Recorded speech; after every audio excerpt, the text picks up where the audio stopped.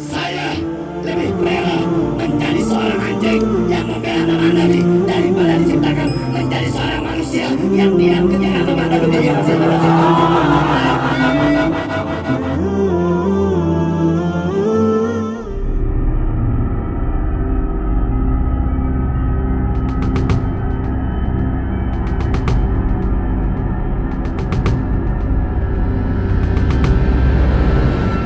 Sikap sok kuasa para pendukung Ganjar Pranowo perlu mendapatkan pelajaran.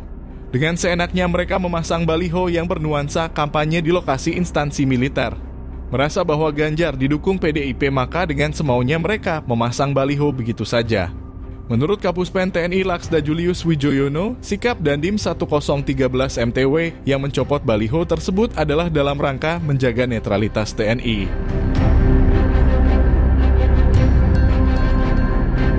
Upaya menjaga netralitas TNI sudah sangatlah tepat karena betapa bahayanya negara ini jika TNI dan juga Polri terlibat dalam kegiatan politik praktis. Apalagi ikut dalam mendukung salah satu calon presiden.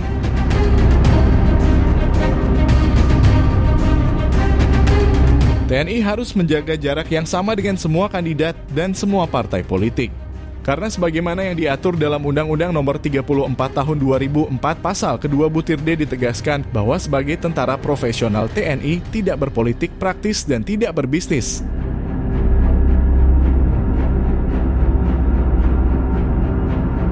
Sikap tepat Dandim Muara Teweh Barito Utara yang dibelah Panglima TNI Laksamana Yudo Margono menjadi contoh bagi daerah lainnya. Kita teringat sikap Pangdam 3 Siliwangi Maijen Kunto Arif Wibowo yang mewanti-wanti akan pentingnya politik beretika. Dan para pendukung Ganjar yang memasang baliho di lokasi Makodim itu adalah bentuk berpolitik tidak beretika, cermin dari mendudukan politik sebagai panglima dan bukan hukum serta etika. Lucunya setelah pencopotan baliho tersebut, Guntur Romli ngoceh dan protes dan mengatakan bahwa dengan pencabutan baliho Ganjar justru TNI tidak netral.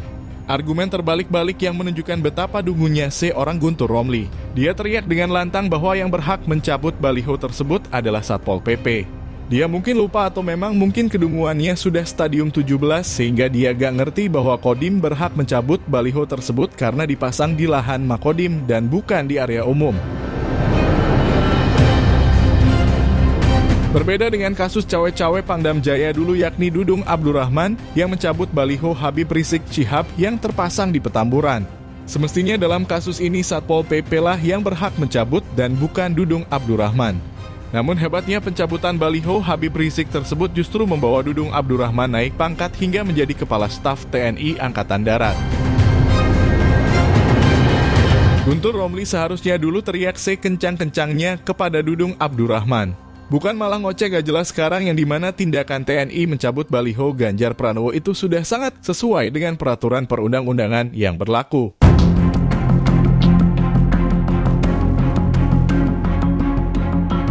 Ganjar bukanlah tokoh yang berhak mendapatkan perlakuan istimewa, dia hanyalah gubernur yang sudah merasa jadi presiden. PDIP sendiri tidak harus menekan TNI untuk pemasangan baliho Ganjar Pranowo, namun sebaliknya PDIP harus menyadari akan kesalahannya, karena kekuasaan tidak boleh disalahgunakan. PDIP punya catatan hitam teranyar yaitu menggiring BRIN yang ketua Dewan Pengarahnya adalah Megawati. Dengan melakukan penelitian untuk menyukseskan Ganjar dalam kaitan kaum milenial penuh puja-puji untuk Ganjar Pranowo. Dari sisi etika maka penggunaan Badan Penelitian Negara untuk kepentingan politik seperti ini dapat dikualifikasi sebagai perbuatan yang tidak bermoral.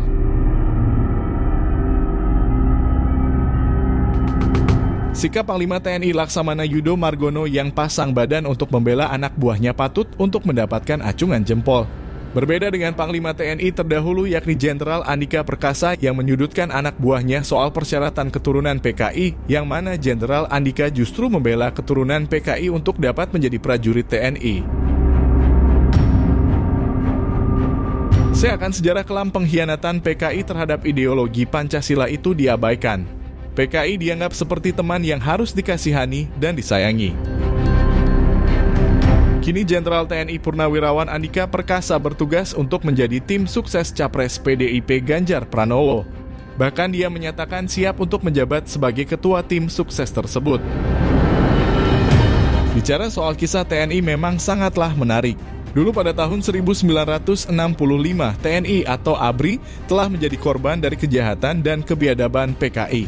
Akan tetapi saat ini dengan Kepres nomor 17 tahun 2022 dan Inpres nomor 2 tahun 2023 serta Kepres nomor 4 tahun 2023. TNI lah yang justru disalahkan sebagai pelanggar HAM berat terhadap aktivis dan keluarga PKI.